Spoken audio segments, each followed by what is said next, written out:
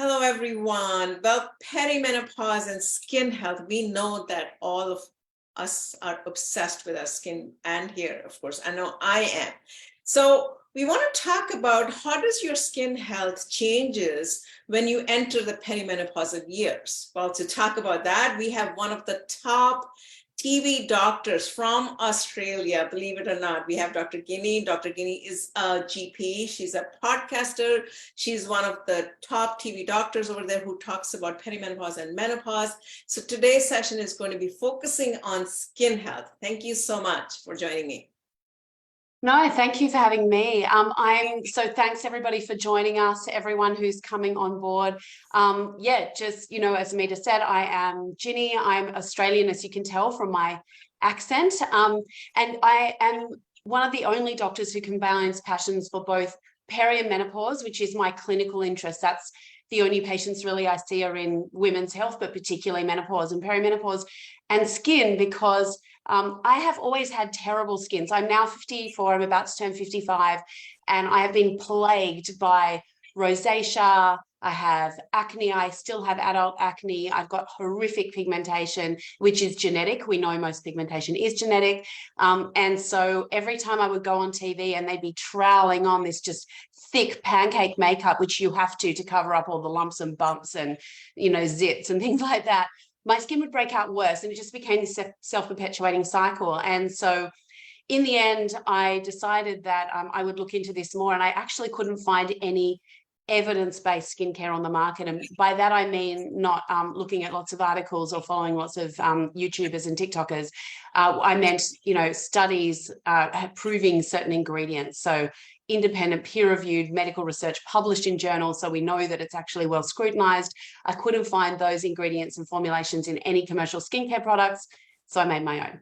So now ESK, or evidence skincare, is available in the US, in the UK, in Australia, and I've got those dual passions, which is why I speak at a lot of conferences about peri and menopausal skin, which is my absolute passion. And yeah, my skin's fine now. All right, so that's great. So let's just talk about.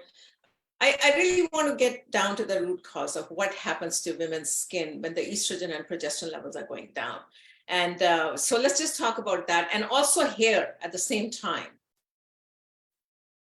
Yeah, so as everybody who is in this community knows, your menopause doesn't happen overnight. There's a very long kiss goodnight from your ovaries.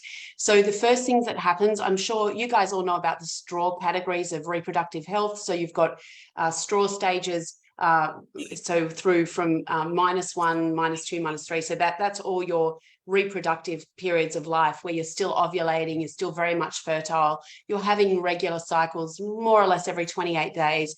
And then you start to go into perimenopause or menopause transition. And the first thing that drops off is your progesterone. So that's the first thing. You actually keep your estrogen in early perimenopause. And that's why, progesterone is a great chill pill. And that's why there's so many mood disorders and sleep disorders, particularly in what we call straw -2, which is the first phase of perimenopause. How do you know you're in it? Your periods are a little bit irregular, but what we're talking about is they either go from like 28 days to 21 days. So there's got to be a 7-day difference to what you used to be. And so you can be 7 days late, 7 days early. And then you're also experiencing the symptoms that you might not put together at first. So it's your mood swings, often a lot of rage. We know that this is peak time for poor mental health for women, insomnia, but not so much the loss of estrogen. That happens as you're getting towards the end of perimenopause. So the straw -1, where your body's actually not even producing any estrogen at all, or where it's starting to fade off, is called straw -1. And that's when you're more likely to get vaginal symptoms, hot flushes. And how will you know? By definitions, by scientific definitions, you're actually at least 3 weeks late regularly. So you have your periods are all over the place. You're going up to 3, 4, 6 months between periods. And that's where you're really starting to see your estrogen levels fall off a cliff. So what does estrogen do for the skin? Because I've got to be honest, progesterone doesn't do much for the skin. So losing that in straw -2 doesn't make a big difference to your skin. But in straw -1, as you start to lose estrogen, you start to get impacts. And to know what that is, you need to know what estrogen does for your skin. It's actually incredible. So the first thing it does is it provides moisture by increasing the amount of hyaluronic acid increasing the amount of ceramides in your skin. Are these terms that are familiar to you? These are all part of the building blocks of the scaffolding of the skin, but most important for your skin barrier. The skin barrier keeps good stuff, water, inside the skin, so it keeps it hydrated, and keeps bad stuff, toxins, bacteria, funguses, out. So you've got a really nice skin barrier, which is formed of what we call tight junctions between your skin cells. If you don't have enough hyaluronic acid in your skin and you don't have enough ceramides in your skin barrier will be weaker and your skin will start to be drier, more dehydrated, and with that comes itch. A lot of women going through peri and menopause experience very, very itchy, but also dry skin, and drier skin make things like wrinkles and fine lines much more obvious. On that same line, estrogen really turbocharges your skin's ability to make both collagen and elastin, which is the skin scaffolding, which is really critical for making sure that you have minimal pores, that you have no fine lines, no wrinkles, just general skin in health and integrity. With no estrogen or declining levels of estrogen, you are not only making less of that collagen and elastin, but you're breaking it down more because you have enzymes that sit inside your skin that are meant to keep everything in check and sort of break down unhealthy collagen. No worries, because you're going to build more of that healthy collagen. But when you lose estrogen, those enzymes that actually break down collagen run amok and start to break down your collagen. Meanwhile, you don't have enough of the enzymes to actually make new ones. Estrogen also protects you from the effects of UV radiation, the sun's rays that actually we know are really bad for the skin. So what is the result?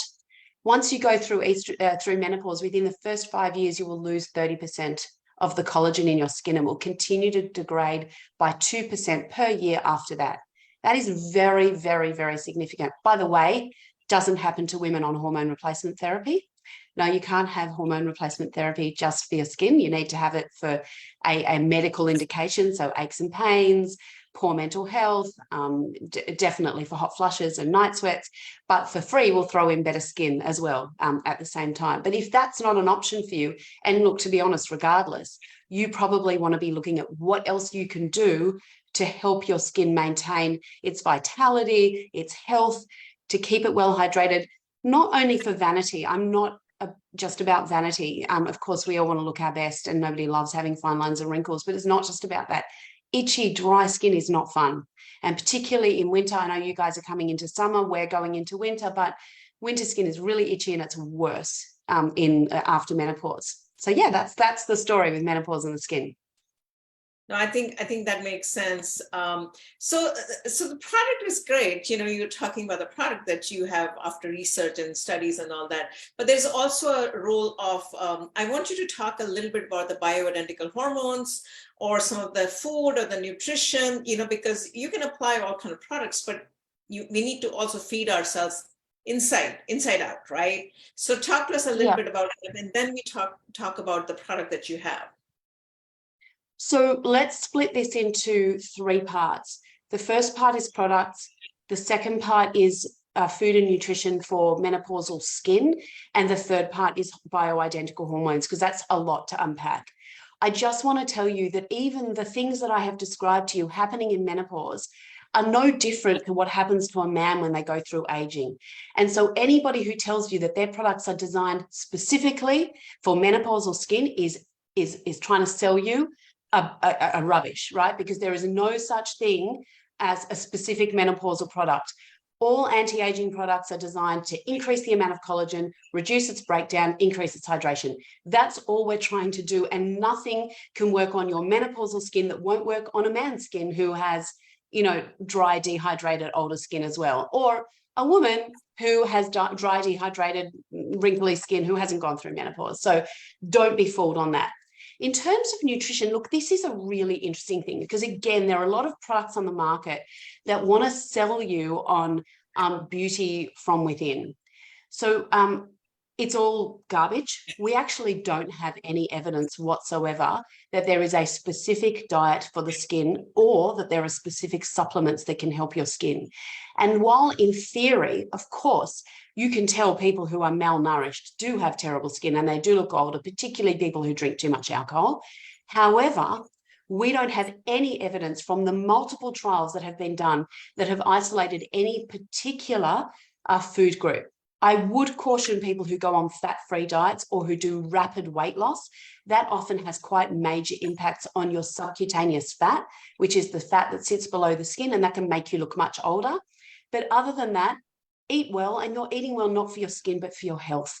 You know, midlife is a time for women where all of a sudden women who've never had a problem with blood pressure, never had a problem with blood sugar, being reasonably slim and not had to think about their weight, all of a sudden have health issues that they've never had to encounter before. I urge you to take your diet seriously, but I can't promise you any dividends from your skin. And the beauty from within game is trying to sell you stuff, which just drives me insane. I hate the exploitation of women and trying to steal their money, particularly in this environment, because it's just rude and it's selling you BS. Sorry. I normally swear quite a lot, so I'll restrain myself. In terms of the skincare that I produce, so the brand is called ESK, which is Evidence Skincare. We've got a few different products. So this product is a vitamin A cream. This is a vitamin C, vitamin E and ferulic acid cream. I'll tell you what they all do. And this, which was nominated by the Today Show on CNBC as the most innovative beauty product for 2023, which is why we sold out in a couple of hours in the US. Our US office was screaming at us. They needed tens of thousands more products. So I'll tell you about those. Again, everything in skincare is based, what we do is based on peer-reviewed journal studies. So what we're talking about is vitamin C, which is L-ascorbic acid, is really critical for, it's an antioxidant, but it also helps you build collagen. It also helps you battle pigmentation. Vitamin C is stabilized by vitamin E. So vitamin E, which is also called alpha tocopherol, doesn't have a lot of evidence on its own, but we do know that it increases the efficacy and the shelf life of vitamin C. So it's interesting. And ferulic acid, again, adds additives. So it's 3 times the effect. It makes vitamin C much better, but independently, ferulic acid has anti-pigmentation effects. You only ever use vitamin C in the morning. Why? Because it actually helps prevent damage from UV radiation. And don't forget, when it comes to the sun's UV rays, UVB for burning, UVA for aging. UVB is there in the middle of the day, so kind of mainly 11 a.m. to 2 p.m., and it's mostly there in summer. UVA is there from sun up to sundown, 365 days a year, even in winter. That's why we get you to use a broad spectrum sunscreen, which covers you for both the UVB that will give you most of your skin cancers, but also aging effects, which is from your UVA. And UVA travels through glass. UVB doesn't, but UVA does travel through glass. So broad spectrum sunscreen. Vitamin A is your blockbuster ingredient. It has the most evidence of anything to combat everything from acne. And don't forget, 24% of menopausal women are still getting occasional breakouts. That's an insane amount of women, including me, but it's mainly genetic, and it probably relates to having previously polycystic ovarian syndrome, so it's a hormonal condition. But yeah, vitamin A has evidence for breakouts, also for anti-aging, wrinkling, but also pigmentation. The biggest issue is what form of vitamin A you use.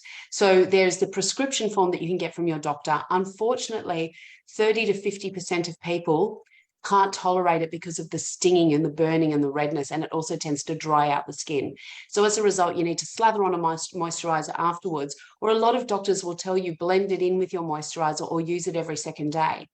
The problem with that is we don't have evidence that if you dilute it inside a moisturizer, that it works. We also don't have evidence that using it every second day that it works. All the studies have been done using it every single day. So a lot of people turn to retinol. Retinol is 2 steps removed from retinoic acid, the prescription form. It still causes retinol burn. A lot of people experience retinol burn, and the studies are really inconclusive as to whether it does anything at all in the skin. So more studies show that it's ineffective than show that it is effective. And that's a problem because people are spending an enormous amount on the retinol cream. Luckily, there is the step in between, which is called retinal. And in head-to-head trials between retinal and retinoic acid, it is equally effective in terms of both aging and acne. In other words, you can use retinal as well as you can use retinoic acid, but practically nobody can't use it from irritation or burning, plus it's put in a moisturizer. So it kind of cuts out quite a few steps. So we have retinol in this one along with niacinamide, and this one is one of our highest selling products. It's called Ultimate A Plus, and that one is really high, really well tolerated. We've got a full money back guarantee, so if you don't like it, you can return it and you just get a refund. We go no refunds we hardly do any refunds for that one. People are very, very happy. I thought I'd put in a mention of these microneedle patches, which is, as I said, Ami Desai from the Today Show nominated this as the most innovative beauty product for 2023. It uses hyaluronic acid dissolving microneedles in a patch. So let me explain hyaluronic acid. We already said menopausal women lose a lot of their hyaluronic acid because estrogen is responsible for building it into the skin. So they lose a lot of their hyaluronic acid. Low molecular weight hyaluronic acid can penetrate the skin. It can be a little bit irritating. High molecular weight hyaluronic acid is what you have injected. I've never had it injected, but that's what you use to sort of build cheekbones, and it's filler, right? But it doesn't penetrate the skin. That doesn't mean that a hyaluronic acid serum is useless. It actually can be really useful because it sits on top of the skin and traps the other stuff you've just put into the skin, but it doesn't penetrate into the skin. We have created dissolving microneedles. They are 0.2 of a millimeter long, so they don't actually cause any pain. They don't get to the skin layer with the pain fibers. And we have a payload of anti-aging ingredients inside that, as the hyaluronic acid meets the moist environment of the inside of your skin, it starts to dissolve, releasing the payload of, we've got retinol in there, niacinamide, also resveratrol, green tea, that kind of ingredient, which is less evidence-based, by the way. But with that actually is released inside the skin as you apply these. And they're designed for under the eyes, but also this area here, you can even use them on your neck. So yeah, that's what Evidence Skincare does, esk.com. Or eskcare.com. All right. Well, thank you so much. I really appreciate you just really making us understand, what the underlying cause is, why the skin breaks out, why it gets itchy, why it gets dry, and what can we do to make up for that, right? I mean, that's what we're talking about. This is a quick 10-15 minute session that we bring on a daily basis, just a bite-sized information. Any last thoughts, anything else before I wrap up the session today? The reason why the North American Menopause Society and the International Menopause Society, of which I'm a member, do not recommend against bioidentical hormones is because they are not well regulated.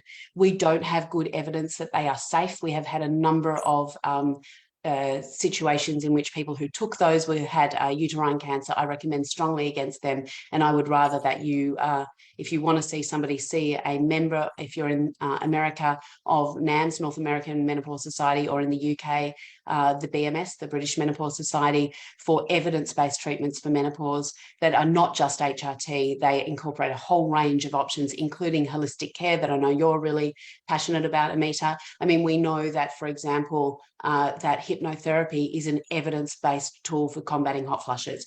So it's not just about the HRT, but if you are going to do hormone therapy, please, bioidenticals are at best okay, and at worst potentially dangerous. Wow, that is a completely different topic. We need to talk about hormone therapy, right? Because it's very complicated. And there have been a lot of studies that were done in the 70s, which I was reading, that it talks about possible breast cancer. And then the study came out that no, that was wrong. So it's very confusing. So that's a topic that I think these days we want to talk only about hormone replacement therapy. But for today's session, our topic was skin health while you're going through the perimenopausal years. Thank you so much, Dr. Ginni, for joining me. And we are launching programs, so stay tuned and we will stay in touch. Thank you. Bye-bye.